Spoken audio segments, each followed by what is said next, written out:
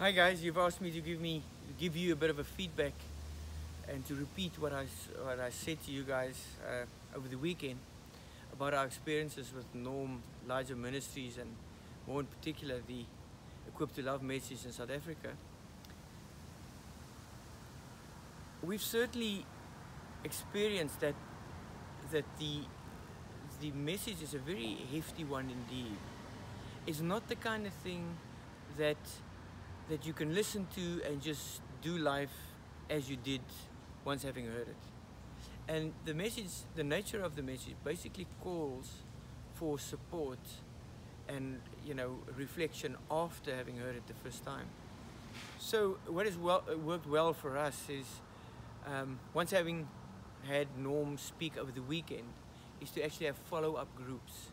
We will prepare for this. We didn't do it the first time around, but over time we became better at it, and we realized that the people, once having heard this message, will need follow-up and need sort of support in actually getting this executed and implemented in their lives and in most cases their marriages.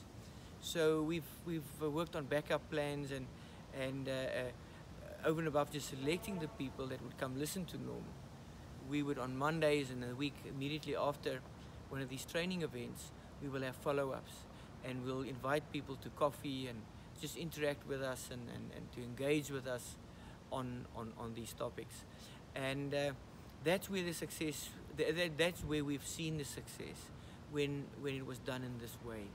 So I would really encourage us to think along the lines and ask the questions of how this can be done on a broader scale. We are thinking, and we've discussed this, about rewriting the manual or the book, and to tie that up closely with the DVD training series, but to somehow work into that and ask the questions: how can one build support groups in it as well? Because I do believe, and this has been my experience as explained, how can we get support groups going? Another thing which we feel strongly about is to actually train people who can then facilitate.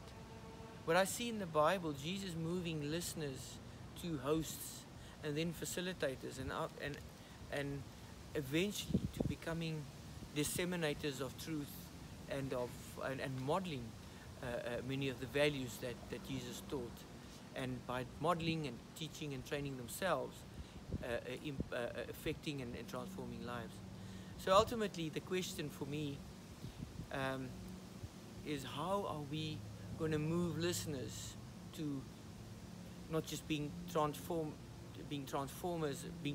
themselves, but ultimately being agents of transformation, using this product, this message, added and intertwined with their own lives and their own their modeled lives.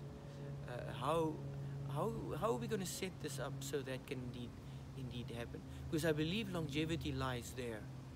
Longevity in this message lies in its ability to be integrated into people's lives, who then become the agents of change and become the messages and the voices of this message.